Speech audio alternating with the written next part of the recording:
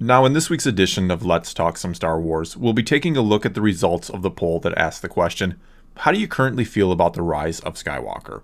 I'll also be reading and responding to some of your comments, as well as showing off some of the artwork that was sent in this week, though there really wasn't all that much, but I'll of course be happy to share what I got.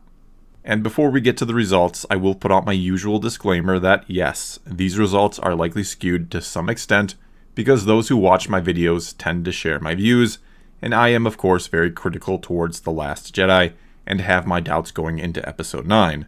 Another channel with a different take on things doing the same exact poll would almost certainly get very different results, which means somewhere in the middle would likely be the most accurate results.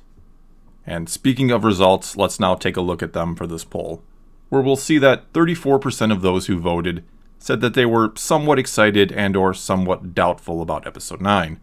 Just shy of half of all voters then fell below this more or less midway point, with 24% saying they're not all that excited or are mostly doubtful, and 25% saying they're not excited at all and have no hope.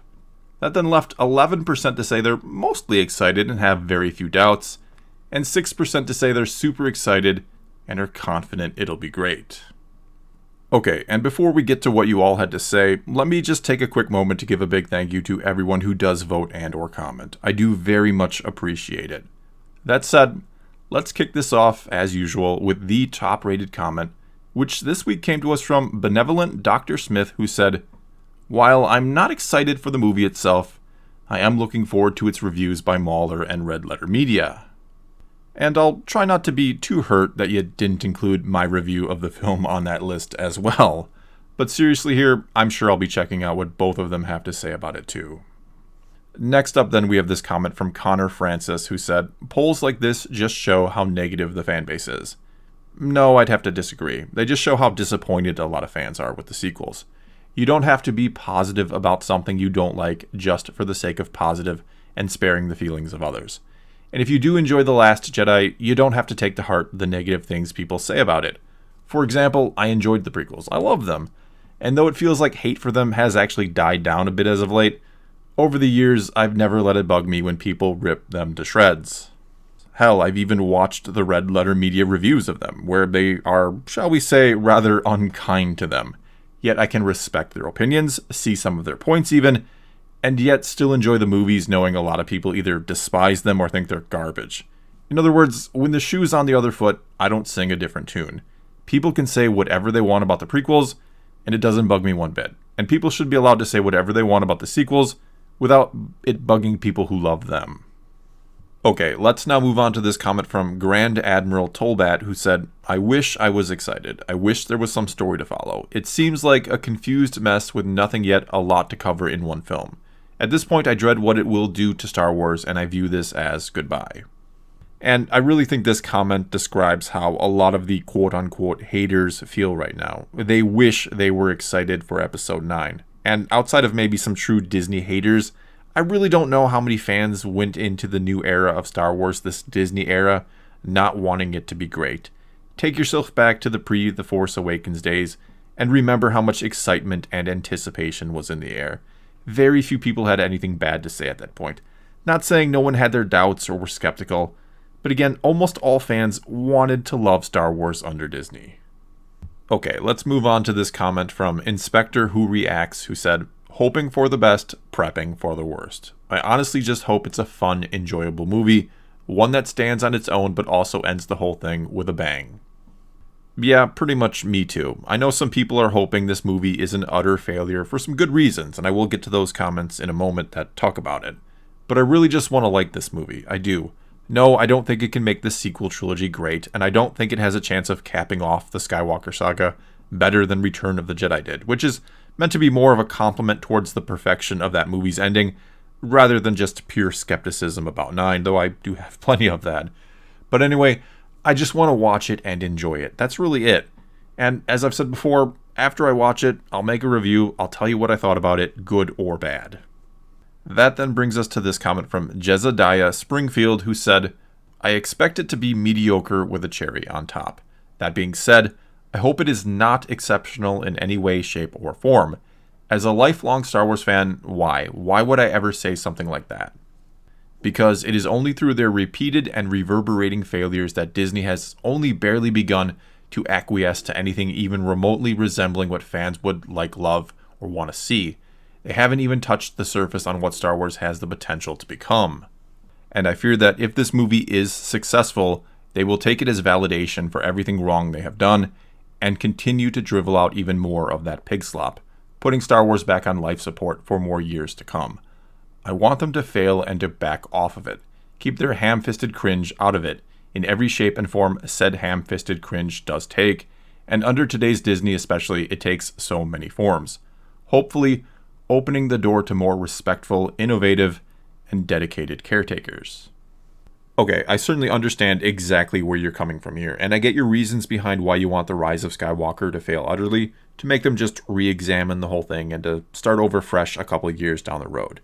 However, I do think that may have happened after The Last Jedi, and I know some will call me crazy or delusional by saying that, or believing it, but I do think that movie or the reaction to it, whether they acknowledged the reaction or not, was a wake-up call of sorts for Disney. That maybe what was going on at Lucasfilm isn't working, and that some changes needed to be made. And I've said before that I think The Rise of Skywalker will be an attempt at a great Star Wars movie, but who knows, all things considered, if they can pull that off. I think the fear I'd have of The Rise of Skywalker failing miserably, or just being a completely terrible movie, is that some fans will be gone for good and never come back. And really, I don't give a damn about how much money Disney makes off of Star Wars, insofar that I do realize that they have to make profits to keep making new Star Wars content. All I'm concerned with or want to see is fans get good Star Wars movies and not jump ship before the improvements hopefully come. And though I know a lot of people will hold true to what they say and not see Episode 9, some who hear it's great or even good will change their mind and go and see it. I guess what I'm saying in a very roundabout way here is that I hope beyond hope that this movie starts to bring about a change. Because I love Star Wars and I love my fellow fans, and I would really like us to all be excited about it again. Or most of us, because as I've said before, you can't please everybody. Okay, next up here we have this comment from Ken Benobi who said, "I'm excited for a Star Wars movie and have tempered my expectations." We also have this comment from Delta Falk 2 who said, "If I may add another option, I'm super excited but also extremely doubtful." And fair enough in both cases here. I was trying to think of what the best options would be for this poll, knowing there was likely a good number of people really excited, but also really nervous. And as usual, to get the full truth, I had to look beyond just the numbers and at the comments. And it does seem like a lot of people, again, are really excited or want to be, but either don't have much confidence or are just nervous about what we'll end up getting. Okay, and now we have this comment from Emotional Evolution who said, "I see you have great influence on your subscribers. Reel them in with mostly understanding videos, always ending casting your shadow of doubt." And I really kind of like that you seem to compare me to Palpatine here, that I look friendly and nice on the surface, but I'm secretly trying to take over the galaxy, or in this case, destroy the fandom, I guess. In truth, though, if I had one Star Wars related wish, I'd wish every fan just loved Star Wars, or was happy with what it is today, as cheesy or as corny as that sounds. I hate the fact that I don't like The Last Jedi. I hate the fact that I have my doubts about Episode 9, but that's the extent of my hate towards Star Wars. And really, what am I supposed to do? Talk positive for the sake of being positive? Or should I just keep doing what I'm doing, giving my honest takes, good or bad, that you can all take or leave as you will? Okay, let's get to a few more comments before wrapping this video up. Starting with this one from Paul McBride who said, "Solo was the first Star Wars movie that I didn't see in theaters. I'll probably get round to seeing Episode 9 in a theater, but there's nothing about this that excites me. The buzz that I had after Episode 7 was completely derailed by Episode 8, and I feel that this new movie has to serve as a kickstart while also being a satisfying ending. That's tough to do in one movie. Also, J.J. Abrams isn't known as a go-to person for finishing off a story." Then we have this comment from Stranger in the Alps who said, "Honestly, I am not committed to boycotting it, but I'm not going to go out of my way to make time for Episode 9. If I'm busy this holiday, it might just pass me by. My prediction has always been that the real poison pill for Episode 9 is that fans will switch from watching it multiple times to only seeing it once, and then Disney will really know who fills their coffers." Then there's this comment from Thomas Jennings who said, putting aside the leaks and rumors, the mere fact that they are resurrecting Palpatine in this movie makes me feel that it has no chance. Bringing the Emperor back negates everything done in the Lucas movies. Anakin isn't the chosen one, and he wasn't really redeemed by sacrificing himself to end the Emperor's reign and save Luke. Luke's facing the Emperor comes to naught now because he just worked from the shadows again to enslave the galaxy.